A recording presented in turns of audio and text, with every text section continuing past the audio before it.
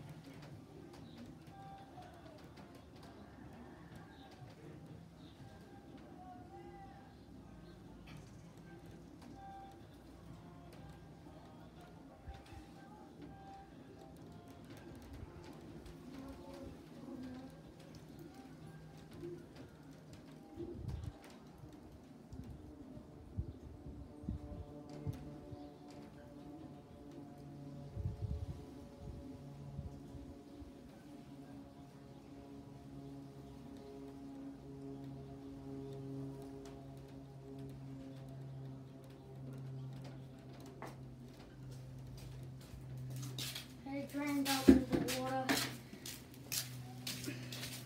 Time to unload it.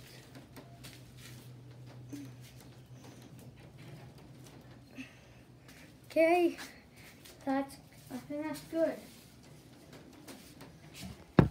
This is the end of the fish part. I'll see you in the next video, which will be coming today.